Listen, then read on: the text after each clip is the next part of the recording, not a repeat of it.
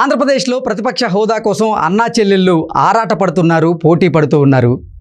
ఇప్పటికే ఆంధ్రప్రదేశ్ని ఈ వరదలు ముంచెత్తుతున్నటువంటి నేపథ్యంలో, పంట నష్టం చేకూరినటువంటి నేపథ్యంలో రైతుల పక్షాన గొంతుక వినిపించే అవకాశం జగన్మోహన్ రెడ్డికి దక్కినప్పటికీ ఆ అవకాశాన్ని జగన్మోహన్ రెడ్డి సద్వినియోగం చేసుకోకుండా జనానికి దూరంగా జగన్మోహన్ రెడ్డి ఢిల్లీలో ధర్నా చేస్తూ ఉన్నారు. ఈ సమస్యల మీద పోరాటం చేసేందుకు షర్మిల ముందుకొచ్చి ఈ రైతుల తరపున గొంతుకై వినిపిస్తున్నటువంటి నేపథ్యంలో అసలు ఈ ప్రతిపక్ష హోదా ఎవరికి దక్కే అవకాశం ఉంది, అసలు ఇద్దరికీ దక్కుతుందా లేదా అనే దాని మీద మనం విశ్లేషణ చేసుకునేటువంటి ప్రయత్నం చేద్దాం. ప్రస్తుతం మనతో పాటు ఉన్నారు ప్రముఖ రాజకీయ విశ్లేషకులు, ప్రముఖ సీనియర్ జర్నలిస్ట్ డివిఎస్ గారు. సార్తో మాట్లాడతాం. Sir hi sir. నమస్తే. ఆంధ్రప్రదేశ్లో అన్నా చెల్లెళ్ళు ప్రతిపక్ష హోదా కోసం అయితే ఆరాట పడుతూ ఉన్నారు, అలాగే పోటీ కూడా పడుతూ ఉన్నారు. ఒక పక్క చెల్లేమో రైతుల సమస్యల మీద గలం విప్పేందుకు ప్రయత్నం చేస్తూ ఉంటే జగన్మోహన్ రెడ్డికి ఆ అవకాశం దక్కినప్పటికీ ఆ అవకాశాన్ని సద్వినియోగం చేసుకోకుండా ఆయన ఢిల్లీ కేంద్రంగా ధర్నా చేస్తూ ఉన్నారు. ఏంటి సార్ అసలు ఏం జరుగుతుంది ఆంధ్రప్రదేశ్ రాజకీయాల్లో? అపోజిషన్లో వ్యాక్యూమ్ ఉంది. ఆంధ్రప్రదేశ్లో ప్రతిపక్షంలో శూన్యత.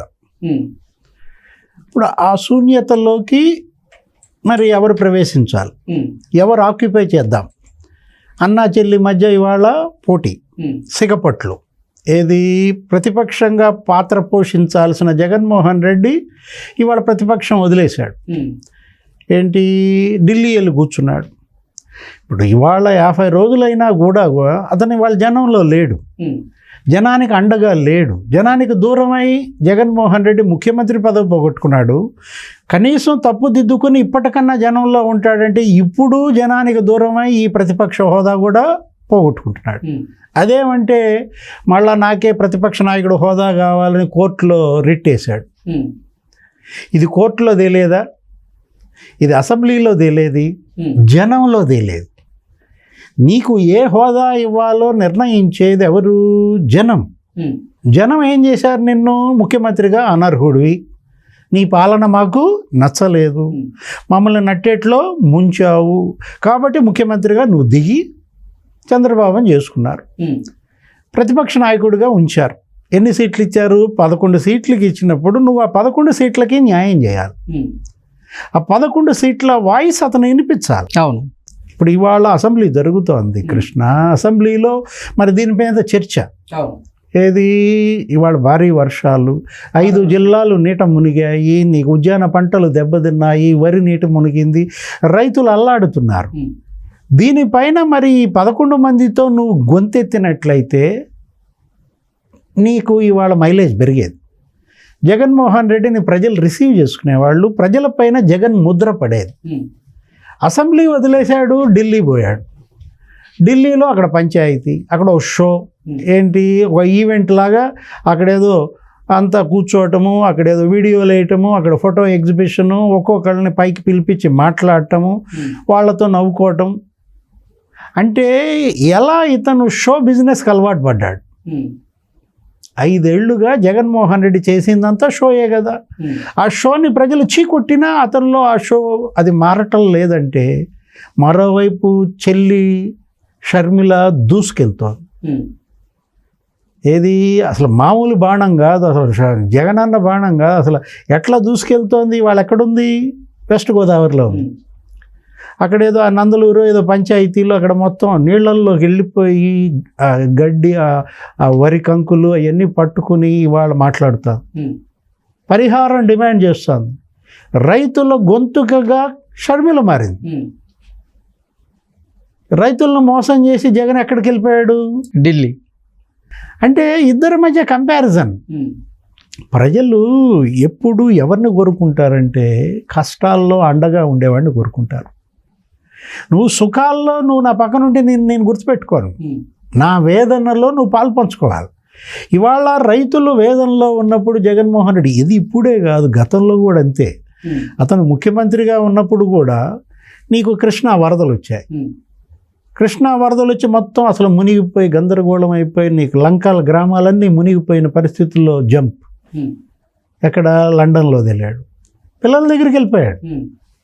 అసలు ఎప్పుడు బీభత్సం వరద విపత్తు వచ్చినా కానీ ఇతను ఏంటంటే వెళ్ళాలా, వీళ్ళు అక్కడ షో చేయాలా. చంద్రబాబు అయితే వెళ్తాడు, ఆయన వెళ్తాడు కాబట్టి నేను ఎందుకు వెళ్ళాలి, ఆయనకి నాకు తేడా కనపడాలి కదా. ఇప్పుడు ఢిల్లీలో షో చేయొచ్చా? ఆ షో ముఖ్యమా, ఈ షో ముఖ్యమా? ఇవాళ షర్మిల ఏమంటోంది, ధ్వజం ఎత్తుతోంది. నిన్న మొన్న ప్రెస్ మీట్లు పెట్టి తిట్టింది. ఏంటి, వినుకొండలో ఎవడో రౌడీ షీటర్ చనిపోయాడు, చంపేశారు, అది వ్యక్తిగత కక్షలతో జరిగిన మర్డరు, దాన్ని నువ్వు రాజకీయ హత్యగా చిత్రించడం ఏంటి?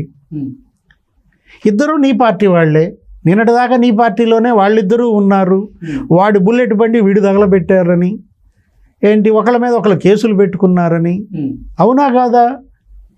ఇప్పుడు ఆ రౌడీ షీటర్ హత్య దాన్ని అడ్డం పెట్టుకుని పరామర్శకి వెళ్తే వెళ్ళావు, వెళ్ళినాడు కనీసం ఆ కుటుంబానికి ₹1 ఇవ్వలేదంట, అదొక విమర్శ. సరే, ఇప్పుడు ఆ ఇష్యూతో నువ్వు ఢిల్లీలో ధర్నా పెట్టడం ఏంటి? వాళ్ళ 40 రోజుల్లో ఏం జరిగిందని? మహా అయితే 4 హత్యలు జరిగాయని డీజీపీ అంటున్నాడు. రాజకీయ హత్యలు 4 జరిగాయని డీజీపీ ద్వారకా తిరుమలరావు చెప్తుంటే నువ్వు 30 అంటావు, 31 అంటావు, 36 అంటావు. అక్కడికి వెళ్ళి ఏం చేశావు? ఇప్పుడు ఇవాళ నువ్వు రైతులకు ఎందుకు అండగా లేవు అని ఆమె ప్రశ్నిస్తోంది. ఎవరు? మనం కాదు, తెలుగుదేశం, జనసేన వీళ్ళు కాదు, నిలదీస్తోంది, సొంత చెల్లి నిలదీస్తోంది.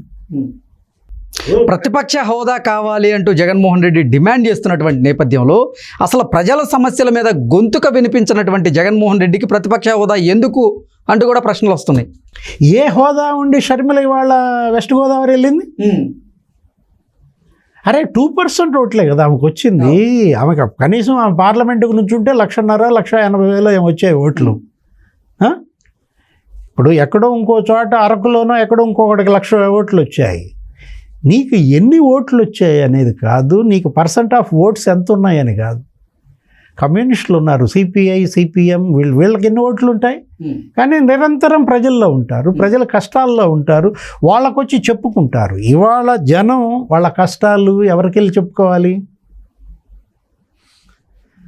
అప్పుడు అధికార పార్టీ దగ్గరికి వెళ్ళలేరు, ప్రతిపక్షంగా మరి నీ దగ్గరకు వచ్చి చెప్పుకుందాం అనుకుంటే నువ్వు ఎక్కడ ఉంటావో తెలియదు. తాడేపల్లిలో ఉండట్లా, పోనీ పులివెందులు అంటే అక్కడ కూడా లేవు, బెంగళూరు అంటే ఆడ కూడా లేరు, ఎక్కడున్నాడు? ఢిల్లీలో ఉన్నారు. అసలు ఎప్పుడు ఎక్కడుంటావో తెలియని జగన్మోహన్ రెడ్డి ఇవాళ జనానికి ఎలా అందుబాటులో ఉన్నట్టు? అతను పార్టీని ఎలా నిలబెడతాడు, పార్టీని ఎలా కాపాడుకుంటాడు, ఎమ్మెల్యేలు కానీ, నాయకులు కానీ, కార్యకర్తలు కానీ ఎలా జగన్ని నమ్ముకుని రాజకీయం చేస్తారు? నువ్వే అన్నావు 40% ఓట్ బ్యాంక్ నాకుంది ఇప్పటికీ అంటావు. 40% ఓట్ బ్యాంక్ నీకుంటే 40% యాక్షన్ నీలో ఉందా? 40% ప్రజలకు నువ్వు అండగా ఉండాలి కదా. అసెంబ్లీలో 40% వాయిస్ వినిపించాలి కదా. ఈరోజు శాంతి భద్రతల మీద చర్చ జరుగుతోంది కృష్ణ. శాసనసభలో వైట్ పేపర్ రిలీజ్ చేస్తున్నారు సీఎం అక్కడ. అప్పుడు నువ్వు ఉండాలా? ఆ చర్చ వచ్చినప్పుడు నువ్వు ఇదే అక్కడ మాట్లాడచ్చుగా పని. ఇవాళ శాసనసభకు నువ్వు ఎల్లున్నట్లయితే, గత 2-3 రోజులుగా ఎల్లున్నట్లయితే రైతుల సమస్యలు మాట్లాడేవాడివి, యువత సమస్యలు మాట్లాడేవాడివి. ఇవాళ మరి ఈ శాంతి భద్రతలు ఏదైతే ఢిల్లీ పంచాయతీ పెట్టావే అది ఇక్కడ అసెంబ్లీలో చర్చించేవాడివి, నిలదీసేవాడివి. ఏంటి, రషీద్ కుటుంబాన్ని ఇలా చేస్తారా, రషీద్ని మర్డర్ చేస్తారా, మాట్లాడు అసెంబ్లీలో. గ్రౌండ్ వదిలేసి ఆడే ప్లేయర్ని ఎక్కడన్నా చూసావా? ఇప్పుడు నువ్వు ఒక క్రికెటర్వి, నువ్వు ఎక్కడ ఆడాలి? గ్రౌండ్లో ఆడవు. గ్రౌండ్లో నేను ఆడను, నేను ఎక్కడ తుప్పల్లో ఆడతానంటే, ఇప్పుడు తుప్పలంటే మళ్ళీ విజయసాయి రెడ్డి అంటావు, నీతో ఒక సాగు కాదు. ఇప్పుడు తుప్పల గురించి అంటే అది ఆ అర్థం కాదు. సరే, ఇప్పుడు జగన్మోహన్ రెడ్డి గ్రౌండ్ వదిలేసి ఆడుతున్నాడంటే నేల విడిచి సాము చేస్తున్నాడు.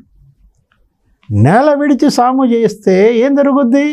151కి 11కు పతనం అయినా కూడా ఇంకా నీలో మార్పు రాలేదు, ఇంకా నీలో ఇది రాలేదంటే ఈ జగన్మోహన్ రెడ్డి పార్టీని దేవుడే కాపాడాలి. దేవుడు అంటే మళ్ళీ నువ్వు ఇక మళ్ళీ పాత దాంట్లోకి వెళ్తావు. ఇది దేవుడి స్క్రిప్ట్ అండి ఇదంతా అంటావు. పైన ఉన్న దేవుడు చూస్తున్నాడు, కింద ఉన్న ప్రజలు చూస్తున్నారు. జగన్మోహన్ రెడ్డి యొక్క ఈ గేమ్ని, ఈ షోని, ఈ ఈవెంట్ మేనేజ్మెంట్ని అందరూ గమనిస్తున్నారు. ఇవాళ షర్మిలేమో జనంలో ఉంది, జగన్ ఏమో